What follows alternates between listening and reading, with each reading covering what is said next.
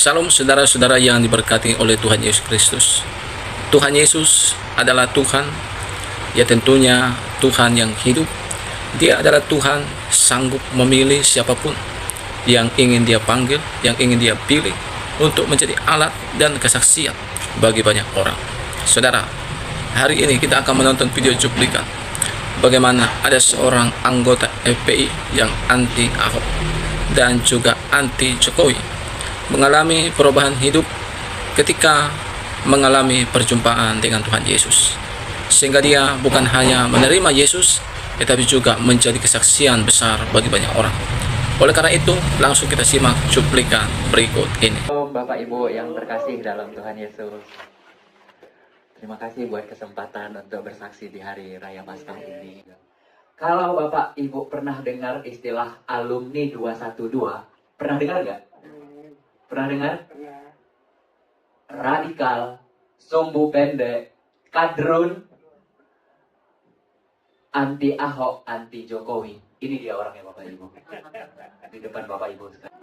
Kenapa seorang anti Ahok, anti Jokowi, kadrun, alumni 212 bisa menerima Tuhan Yesus sebagai juru selamat? Ada 3 alasannya buat hidup saya pribadi Bapak Ibu. Yang pertama itu sumpah Ahok. Ada yang ingat sumpah Ahok di hari pengadilan ya Bapak Ibu? Saya yang demo hari itu Bapak Ibu, pingin Ahok segera dimasukkan ke dalam penjara. Kita mendesak. Begitu dengar sumpah Ahok di bulan Mei 2017, merinding ya Bapak Ibu. Kalau orang lain biasanya di detik-detik akhirnya itu kebanyakan menangis, tapi Ahok tidak. Ahok lantang, merasa dizalimi dan bersumpah satu persatu akan dipermalukan. Merinding saya waktu itu Bapak Ibu. Begitu dengar itu, saya tanya ke Tuhan saya, ya Allah, siapa yang ngasih iman ke Ahok? Kok kuat banget ini orang? Kami jutaan orang loh, demo di Monas Bapak Ibu, berjilid-jilid. Bapak Ibu semua tahu, semua orang tahu kejadian 212 tahun 2016. Semua orang tahu politik Indonesia, sejarah kelam untuk pilkada DKI. Tapi saya termenung. Sorenya saya buka Twitter Bapak Ibu.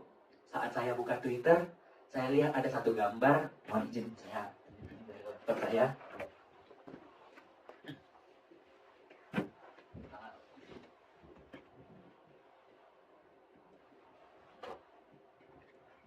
Gambar ini Bapak Ibu, mohon maaf. Ada yang pernah lihat gambar ini sebelumnya?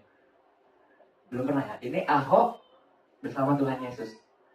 Foto ini viral di sosial media Twitter. Kenapa Twitter? Karena Twitter sampai hari ini masih membahas tentang politik-politik yang terhangat. Ya, Facebook tidak, Instagram tidak, tapi Twitter masih membahas. Begitu saya lihat gambar ini, saya tertegun Bapak Ibu.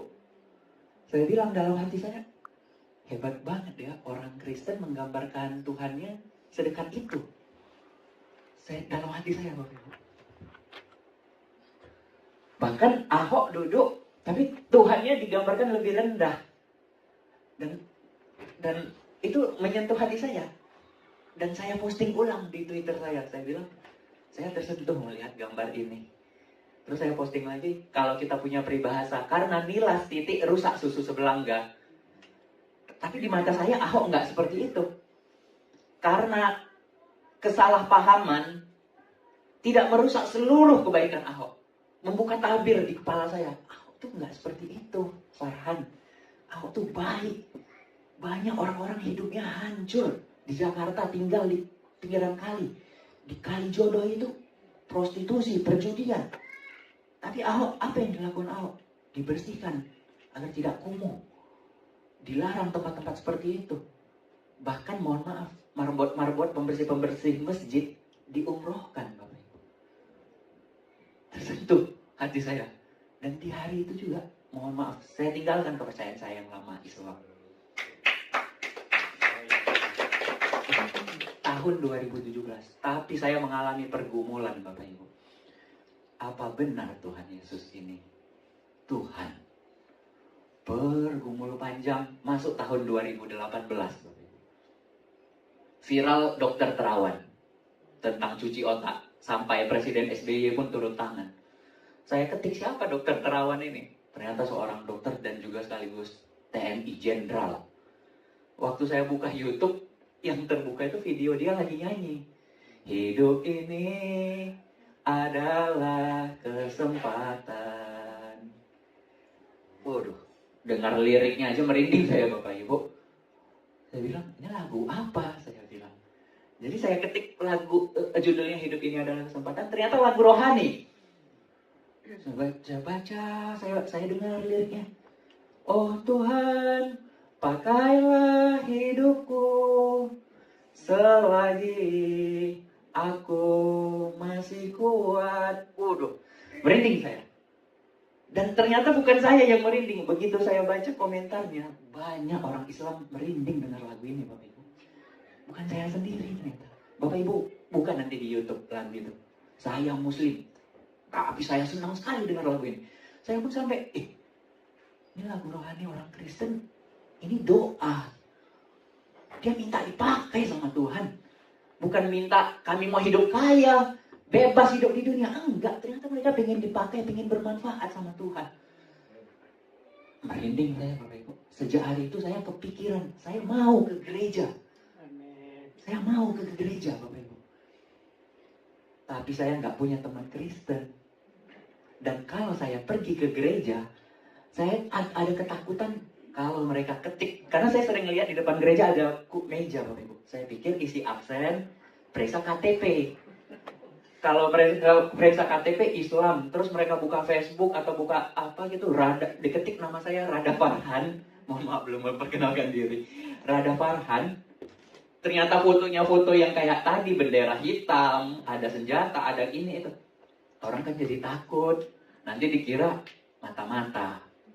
Apalagi kasus pengeboman gereja di Indonesia nggak sedikit ya Bapak Ibu. Takutnya menimbulkan trauma. Saya takut sendiri.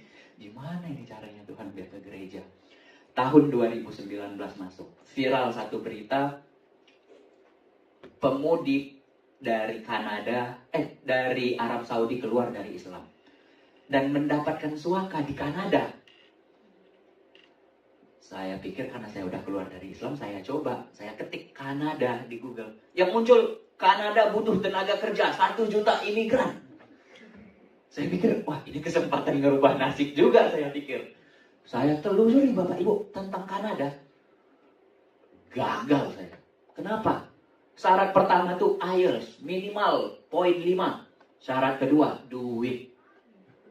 Nggak ada duit, nggak jadi apapun. Kalaupun ada duit, nggak kepikiran saya ke Kanada, Bapak Ibu. Hidup aja kita di Indonesia. Ya kan? Nyerah saya. Tapi saya tiba-tiba dipertemukan dengan orang yang mau ke Kanada, Bapak Ibu. Ternyata mereka orang Kristen. Sehingga satu waktu mereka tanya, Farhan, agama kamu apa? Saya bilang, saya nggak percaya Tuhan. Saya bilang waktu itu.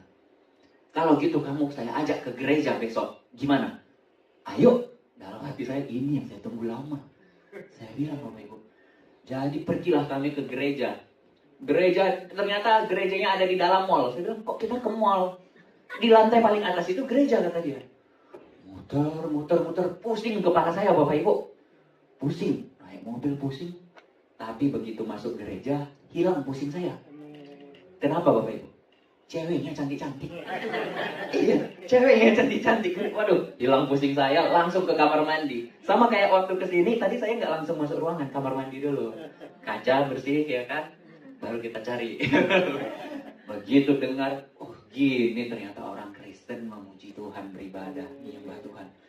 Mereka putar yang banyak banget lagunya Bapak Ibu. Salah satunya tadi, Bless the Lord of my soul, Matt Redman, 10,000 Reasons. Itu lagu yang saya dengar pertama di gereja. Di mall itu Bapak Ibu. Yang kedua, lagu Sungguh Indah. Sungguh indah yang kau pikirkan tentangku. Saya waktu dengar itu saya bilang, masa sih? Saya bilang, masa sih Tuhan orang Kristen memikirkan hamba-hambanya sampai hamba-hambanya tuh menangis Bapak Ibu dengar lagu itu. Saya melihat, ada apa ini? Ada apa ini? Terus saya dengar khotbahnya, mohon maaf ya Abi Saifuddin Ibrahim. Kalau khotbah kita kan kita nggak boleh ngobrol ya dalam khotbah. Tapi di gereja seperti motivasi. Bilang sebelah kiri kanan Anda, maju terus bro. Semangat terus bro. Kaget saya Pak Pendeta digitu-gituin. Maju terus bro. Oh iya maju. Semangat terus. Waduh apa nih? Terus pendetanya bilang, ada mujizat, ada pemulihan, ada kesembuhan, ada pelepasan. Apa ini saya bilang? Ada apa ini di gereja? Tapi begitu doa Bapak Ibu. Doa orang Kristen panjang. Dari harga bahan pokok, polisi, tentara, orang-orang kerja di rumah sakit, petani, sampai Presiden Jokowi juga didoain di gereja. Tertegun saya. Yang lebih bikin tertegun, Wakil Presiden Ma'ruf Amin didoain. Wakil Presiden itu tokoh Islam banget Bapak Ibu, ketua MUI, mantan ketua MUI. Waduh, orang Kristen doain orang Islam sampai sebegitunya. Saya nggak pernah dalam sejarah saya beragama sebelumnya mendoakan orang Kristen Bapak Ibu. Tapi orang Kristen doain. Di kesempatan itu saya bilang, kalau memang Tuhan Yesus ada, kasih saya visa Amerika. Saya akan jadi pengikut Kristus. Kayak gituin Bapak Ibu gereja. Dan hari ini saya bawa paspor saya Bapak Ibu. Paspor saya ini kosong Bapak Ibu. Enggak pernah keluar negeri sama sekali. Ini boleh nanti kita buka lembar-lembarannya. Ini langsung visa Amerika. Nggak ada stempel negara lain Bapak Ibu. Single. Umur waktu itu saya ngajuin 2020. Pertanyaannya 3. Kamu single? Iya. Pernah keluar negeri? Amerika yang pertama saya bilang. Padahal belum diterima, tapi saya sontak gitu. Yang ketiga waktu itu negara lain udah lockdown Bapak Ibu. China, Eropa udah lockdown duluan daripada Indonesia. Saya dapatnya 2 Maret. 2 Maret 2020. Kasih saya bilang. Dapat. Ini, congrats. Paspor ditahan, kertas putih dikasih. Kaget saya. Saya bilang, Tuhan, saya mau dibaptis. Saya ingat tantangan saya. Dulu saya bilang tantangan, sekarang saya bilang doa, maaf Tuhan, saya nantang dulu. Begitu mau ke gereja, lockdown Bapak Ibu. Pemerintah bilang libur 2 minggu. Ternyata 2 tahun lebih saya nggak dipanggil-panggil kerja. Sampai hari ini Bapak Ibu. Dan permasalahannya saya nggak ada ongkos Bapak Ibu ke Amerika. Nggak ada ongkos, nggak ada duit. Uang di rekening saya itu rekening koran, hanya 4 juta rupiah Bapak Ibu. Nggak ada ongkos. Saya buka lowongan kerja Amerika di Facebook, grup lowongan kerja gitu. Saya buka, saya bilang ke orang-orang, saya punya visa Amerika tapi nggak ada ongkos. Saya punya visa Amerika nggak ada ongkos. Bisa nggak ongkosin saya? Nanti sistemnya potong gaji. 1 tahun 2 bulan Bapak Ibu baru dapat. Langsung saya diongkosin orang Denver Bapak Ibu. Begitu saya tahu orang Denver yang ngongkosin, kami saling kenal, ternyata yang ngongkosin orang Kristen. Sampai saya bilang, aduh Tuhan, lemas kaki saya Bapak Ibu. Ini siapa yang ngerencanain? Saya bilang, 1 tahun 2 bulan saya hubungin semua orang. Saya mohon maaf, keluarga kurang mampu Bapak Ibu. Orang tua saya guru honorer. Saya bilang, siapa yang ngerencanain Tuhan? Begitu sampai Denver, tahun 2021 bulan Mei. Jadi bulan depan ini saya 2 tahun Bapak Ibu di Amerika. Begitu sampai Denver saya langsung ke gereja dan dibaptis.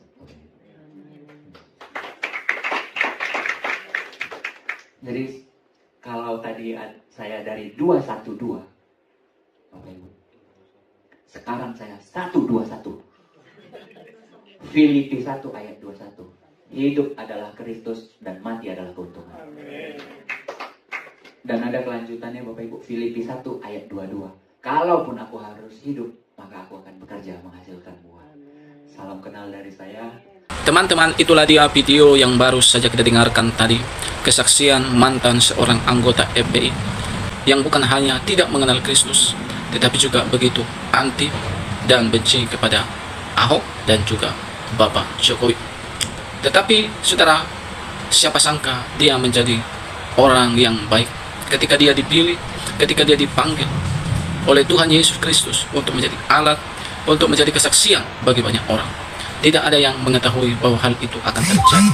Tetapi Tuhanlah yang telah memilihnya dan Tuhanlah yang telah memanggilnya. Sehingga dia berani bersaksi di mimbar gereja tentang kebaikan Tuhan Yesus, tentang bagaimana dia mengalami pertobatan, tentang bagaimana dia yang dulunya jahat sekarang menjadi orang yang diubahkan oleh Tuhan. Bahkan dia begitu sangat terberkati lewat orang-orang Kristen ketika dia masuk dalam gereja. Bagaimana di sana orang-orang Kristen mendoakan orang-orang Muslim. Nah, ini sesuatu yang luar biasa yang dilihat oleh seorang anggota FPI ini, saudara, sehingga dia mengalami perubahan.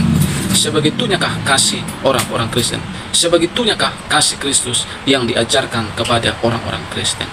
Bapak Ibu, dari video yang kita tonton ini kita mengambil suatu pembelajaran bahwa sebagai orang-orang Kristen seharusnya kita juga harus menjadi berkat, harus menjadi terang, harus menjadi garam lewat kehidupan kita di tengah-tengah bermasyarakat, sehingga orang-orang yang melihat itu mereka bertanya-tanya dan mereka mengenal siapa itu diri kita dan siapa Tuhan yang kita sembah.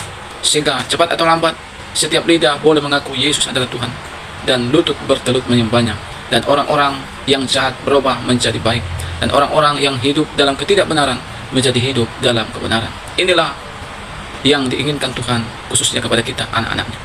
Teman-teman, kiranya video yang saya bagikan ini boleh memberkati kita dan bahkan memberikan informasi penting bagi kita. Tuhan memberkati. Shalom.